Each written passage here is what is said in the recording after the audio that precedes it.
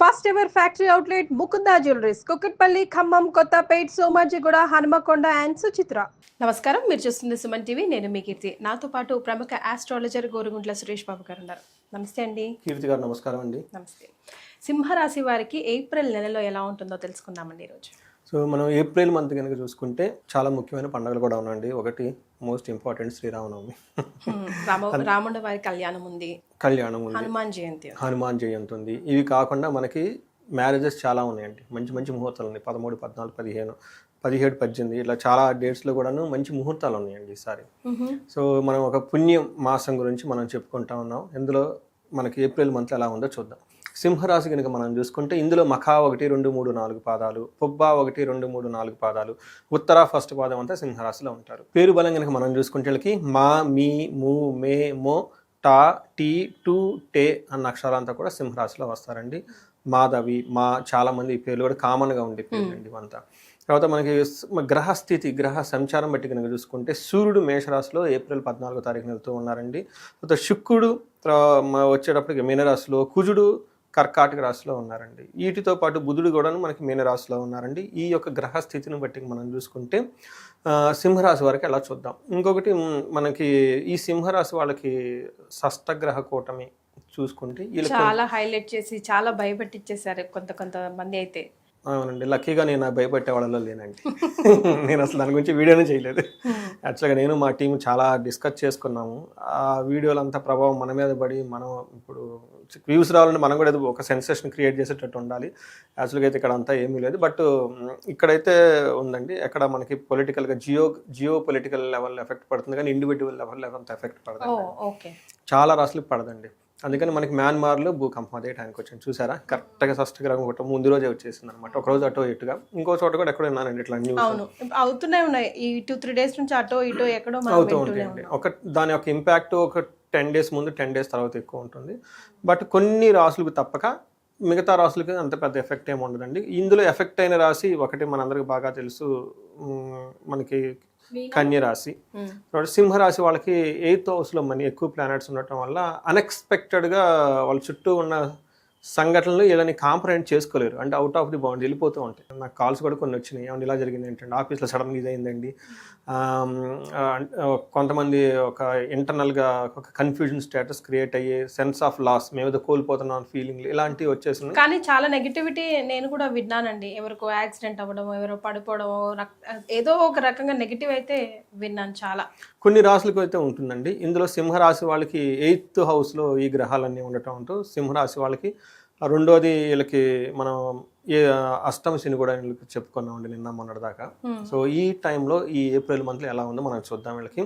వీళ్ళకి 9th హౌస్లో sun రావటం వల్ల వీళ్ళ చుట్టూ వాతావరణం నార్మల్గా ఉండే అవకాశం ఎక్కువ ఉందంటే. అంటే ఏప్రిల్ 14 తర్వాత సూర్యుడు వీళ్ళకి జనరల్గా ద్వేషపూరిత వాతావరణాన్ని కల్పించాలి, కానీ ఇలా చుట్టూ ఉన్న ద్వేషపూరిత వాతావరణం నుంచి విముక్తి వస్తుంది, బాగుంటుంది. తర్వాత 12వ ఇంట్లో మార్స్ ఉండటం వల్ల వృధాగా డబ్బు అంటే ఏమవుతారు, డబ్బులు వృధాగా ఖర్చు అవుతాయి. పర్టికులర్గా రోగాలకు సంబంధించిన విషయాల్లో బాగా ధనం ఖర్చు అవుతుంది.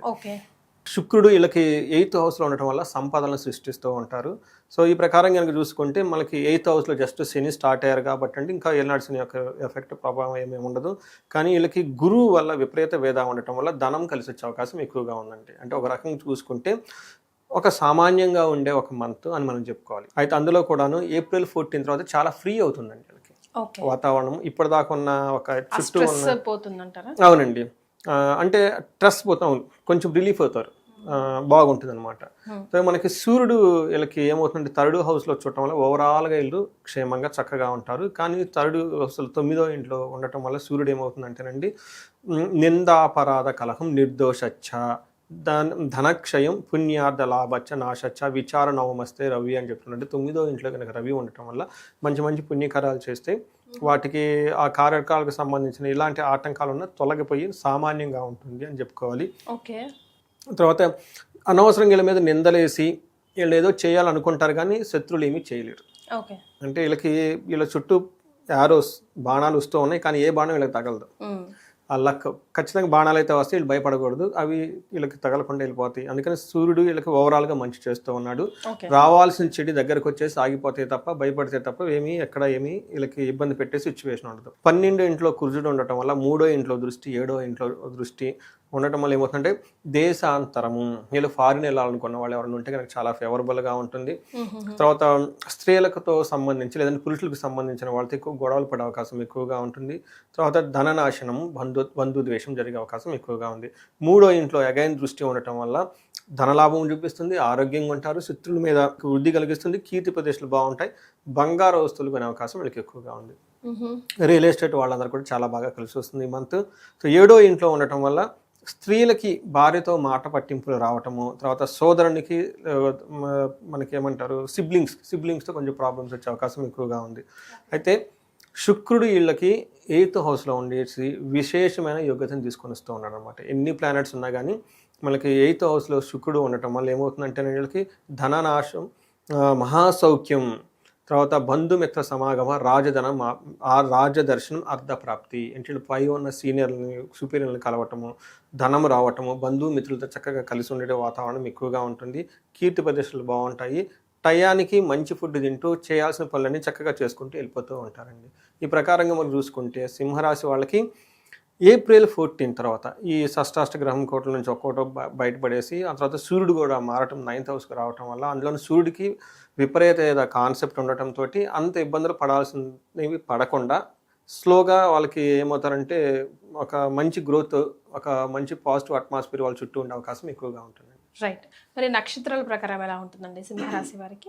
ఈ రాశి వాళ్ళు 3 నక్షత్రాలు మకా, పూర్వ పాల్గొని, ఉత్తర పాల్గొని, పుబ్బ, ఉత్తర అంటారు. ఇందులో సూర్యుడు వీళ్ళకి 8th హౌస్ నుంచి 9th హౌస్లో మూవ్ అవటం తోటి ఓవరాల్గా హెల్త్ రిలేటెడ్ విషయాల్లో కొంచెం కేర్ఫుల్గా ఉండాలి, చాలా ఇంపార్టెంట్. శుక్రుడు వల్ల రోగం, హెల్త్ కాంప్లికేషన్స్ ఉండే అవకాశం ఎక్కువగా ఉంది. ఇది ఎవరికంటే మకా నక్షత్రం వాళ్ళకి, తర్వాత పూర్వ పాల్గొని, ఉత్తర అన్ని నక్షత్రాలు. అంటే శుక్రుడు వల్ల హెల్త్ కాంప్లికేషన్స్, వీళ్ళకి సూర్యుడు వల్ల వచ్చేటప్పటికి మనీ ప్రాబ్లమ్స్, హెల్త్ రెండు వచ్చే అవకాశం ఎక్కువగా ఉంది. అయితే కుజుడు వాళ్ళకున్న పొజిషన్ బట్టి కనుక చూసుకుంటే క్షేమంగా ఉంటారు, ప్రతి నక్షత్రానికి చాలా క్షేమప్రదంగా ఉంటారు. బుధుడు కూడా వీళ్ళకి విపరీతంగా యోగ్యతను తీసుకొని వస్తూ ఉన్నారండి. వీళ్ళకి రాజ్యలాభము, విశేష రాజ్యలాభము చూపిస్తుంది. అంటే ఈ నక్షత్రం వాళ్ళకి 2 విషయాల్లో పాజిటివ్, 2 విషయాల్లో నెగిటివ్ చూపిస్తుంది. ఇందులో ప్రతి నక్షత్రం మఖ, పుబ్బ, ఉత్తర నక్షత్రాలకి ఎక్కడ పాజిటివ్ అంటే ఈ మంత్ అంతా ఓవరాల్గా క్షేమంగా ఉంటారు. రెండోది ప్రతి ఒక్కరికి రాజ్యలాభం ఉంది, ప్రమోషన్స్ వచ్చే అవకాశం ఎక్కువగా ఉంది. నెగిటివ్ ఎక్కడ జాగ్రత్తగా ఉండాలంటే ఫైనాన్షియల్ విషయంలో చాలా కేర్ఫుల్గా ఉండాలి, హెల్త్ విషయంలో జాగ్రత్తగా ఉండాలి. సో ఈ ప్రకారంగా కనుక చూసుకుంటే చక్కగా బాగుంది. మనకి లత్తా అని ఉంటుందండి, ఇది కొంతమందికి మాత్రమే ఎఫెక్ట్ అవుతుంది, అందరికీ ఎఫెక్ట్ అవ్వదు. గురువు వీళ్ళకి మకా నక్షత్రంలో లత్తా ఉండటం వల్ల పశు సంపద, ధన నాశనం అని చూపిస్తుంటుంది. అందుకని పశువుల విషయంలో ఎవరైనా అగ్రికల్చర్ రైతులు కానీ ఎవరైనా ఉన్నా కానీ, లేదంటే ధనం విషయంలో బంగారము, గోల్డ్ ఇలాంటి విషయాల్లో కొంచెం కేర్ఫుల్గా ఉండాలి, పోగొట్టుకునే అవకాశం ఎక్కువగా ఉంది. పూర్వ పాల్గొనే వాళ్ళు, ఉత్తర పాల్గొనే వాళ్ళకి చెస్ట్ రిలేటెడ్ ప్రాబ్లమ్స్ ఉండే అవకాశం ఎక్కువగా ఉంది. కొంచెం ఓవర్ గ్యాస్ట్రైటిస్ రావటం, చెస్ట్ పట్టుకున్నట్టు ఉండటం, ఆస్మా వాళ్ళు, లేదంటే మనకి ఇదేం చెప్తారు కొంచెం హార్ట్ అటాక్, ఇలాంటి వాళ్ళు ఎవరైనా ఉంటే కొంచెం చెస్ట్ కంజెస్టెడ్గా ఉండే అవకాశం ఎక్కువగా ఉంది. అంటే ప్రికాషన్స్ తీసుకోవటం, వాకింగ్గా చేయటం, తర్వాత ఫుడ్ చక్కగా తీసుకోవటం, లైట్ ఫుడ్ తీసుకోవటం. అందులో సమ్మర్ కదండి, కొంచెం ఆయిల్ ఫుడ్స్ లాంటివి అవాయిడ్ చేసి చక్కగా కూల్గా ఉండే ఫుడ్లు తీసుకుంటే చాలా బాగుంటుంది. ఉత్తర పాల్గొనే వాళ్ళకి బ్లడ్ రిలేటెడ్ జ్వరాలు కానీ ఏమన్నా వచ్చే అవకాశం ఎక్కువగా ఉంది. ఒక 10 days జాగ్రత్తగా ఉండాలండి. సో ఓవరాల్గా చూసుకుంటే ఈ ఒక సామాన్యంగా ఉండే సింహరాశి అని మనం తెలుసుకోవాలి. రైట్. మరి ఏం రెమెడీస్ పాటిస్తే బాగుంటుంది అంటారండి? హెల్త్ పరంగా, ఫైనాన్షియల్గా 60-40 కనిపిస్తూ ఉంది కదా? అవునండి. వీళ్ళకి శుక్రుని వల్ల హెల్త్ ప్రాబ్లమ్స్ వచ్చేస్తున్నాయి కాబట్టి శుక్ర గ్రహానికి సంబంధించి శుక్రవారం పూట చక్కగా అమ్మవారికి, లక్ష్మీ అమ్మవారికి చేసుకుంటే చాలా బాగుంటుందండి. ఇంతే కాకుండా ఎవరైనా గనక ఇంట్లో ఉంటే మనకి తులసి చెట్టుకి మనకి ఏమంటారంటే నువ్వుల నూనెతో గనక దీపారాధన చేస్తూ ఉంటే ఈ మంత్ అంతా శుక్రుని వల్ల ఉండే ప్రాబ్లమ్స్ ఏమైనా ఉంటే పోతాయండి. తర్వాత బొబ్బర్లు ఇలాంటి దానం చేసినా కానీ బాగుంటుంది. ఇంకా చెయ్యగలిగితే ఇది పుణ్యమాసం కాబట్టి అండి సుహాసిని పూజ అని ఉంటుంది. చిన్న పిల్లలకి ఇంటికి తీసుకొచ్చేసి వాళ్ళకి కొంచెం తాంబూలం పెట్టడం, స్వీట్లు ఏమైనా ఇవ్వటం, బిస్కెట్లు ఏమైనా ఇవ్వటం, వాళ్ళకి అట్లా ప్రసాదం లాగా పెడితే ఆ దోషం పోతుందండి, శుక్రుడు పెట్టే దోషం పోయి. ఇట్లా ఇలానే కొంతమంది ఏజ్డ్ లేడీస్ ఉంటారు బాగా, వీళ్ళకి వస్త్రాలు దానం చేసినా కానీ వాళ్ళు కొంచెం ఇబ్బందులు పడుతూ ఉంటారు, అలాంటి వాళ్ళకి హెల్ప్ చేసినా కానీ బాగుంటుంది. సూర్యుడి వల్ల వీళ్ళకి మనీ ప్రాబ్లం ఉంది కాబట్టి అండి, వీళ్ళకి సూర్యుడికి సంబంధించి పర్టికులర్గా ఏదైనా ఒక మంత్రం చెప్పుకుంటే చాలా బాగుంటుందండి. పర్టికులర్గా మనకు వచ్చేటప్పటికి ఆదిత్య హృదయ స్తోత్రం అని ఉంటుంది, బాస్ నుంచి ప్రాబ్లమ్స్ ఉన్నవి చేస్తే పోతుంది. ఇంకా గాయత్రి మంత్రం జపం చేసుకున్నాం, తర్వాత మనకి అగ్నిహోత్రము చేసుకున్నా, అంటే సంధ్యావందనం చేసే ఆచారం ఎవరికైతే ఉంటే కనుక ఈ మంత్ తప్పకుండా, కొంతమంది రెగ్యులర్గా చేస్తారు, కొంతమంది రెగ్యులర్, బట్ ఈ టైంలో కనుక చేస్తే చాలా బాగుంటుంది, కలిసి వస్తుందండి. ఇంతవరకు చేస్తే బాగుంటుంది. అయితే ఫారిన్ వెళ్ళాలనుకున్న వాళ్ళకి, క్షేమంగా ఉండాలనుకున్న కూడా చాలా అనుకూలమైన టైం ఉంది. తర్వాత మనకి మెర్క్యూరీ బుధుని వల్ల వీళ్ళకి రాజశ్యామల రాజ్య లాభం కనిపిస్తుందండి. ఎవరికైనా అంటే ప్లానెట్స్ వీళ్ళకి అనుకూలంగా ఉన్నాయండి, ఒక ప్రమోషన్స్ రావడానికి, ఉన్నతంగా ఎదగటానికి చాలా అనుకూలమైన వాతావరణం. ఈ టైంలో ఇంకా వాళ్ళకి ఏదైనా కనుక ఒక ఎనర్జీ కావాలి, అమ్మవారి యొక్క కృప కావాలంటే రాజశ్యామల ఒక 2 days ఒక యాగం లాగా చేస్తే చాలా పాజిటివ్ వైబ్రేషన్స్ ఉంటాయండి, చక్కగా వస్తారు. పర్టికులర్గా ఇది మనకి నాయకత్వ లక్షణాలు ఎవరైనా కావాలనుకుంటారో అది మనకి ఏమని చెప్తారు, ఒక కార్పొరేట్ కంపెనీలో కానివ్వండి, లేదంటే కొంతమంది ట్రూప్ ఉంటుంది వాళ్ళ దగ్గర, మ్యూజిక్ డైరెక్షన్లో అట్లాంటి వాళ్ళు ఉన్నవాళ్ళు కానివ్వండి, లేదంటే ఒక చైర్మన్ అవ్వాలి, ఒక హోదాలో కూర్చోవాలి, పొలిటిక్స్లో ఉండాలి, వీళ్ళకి రాజశ్యామలో చాలా చాలా యోగ్యతను ఇస్తూ ఉంటుందండి. నేను చాలా మంచి రిజల్ట్ రావడం చూశానండి. అంటే వాళ్ళ టోటల్గా ఈ పూజ అయిపోయిన తర్వాత వాళ్ళ జాబ్ గురించి వాళ్ళ పర్సెప్షన్ మారిపోతుందండి. మరి అంతకుముందు చేసే వాళ్ళ విధానం, వాళ్ళ థింకింగ్ అంతా మారిపోతుంది. ఒక బ్లిస్ ఉంటుందండి. జనరల్గా ఇందులో ప్రెషర్ ఉంటుంది కదండి. ఎప్పుడైతే మన నాయకత్వ లక్షణాలు అంటామో ఇదేమవుతుంది అదే అవుతుందని భయం ఉంటుందండి. అలా కాదండి, ఒక ఫ్లోలో వాళ్ళు వెళ్ళిపోతూ ఉంటారండి, వాళ్ళ మైండ్ థింకింగ్ కూడాను. సో ఇలాంటి స్టిల్ ఎంజాయ్ చేయాలంటే ఎన్నో మనకి మన మహర్షులు వేదాల్లో పూజల్లో రకరకాల పెట్టారండి. ఇండివిజువల్గా వాళ్ళకి ఏమన్నా కనుక ఛాలెంజెస్ ఉంటే మనకి కన్సల్ట్ అయితే వాళ్ళకి హెల్ప్ చేయొచ్చు. డెఫినెట్గా అండి. సింహరాశి వారికి ఏప్రిల్ నెలలో ఎలా ఉందో తెలియజేశారు.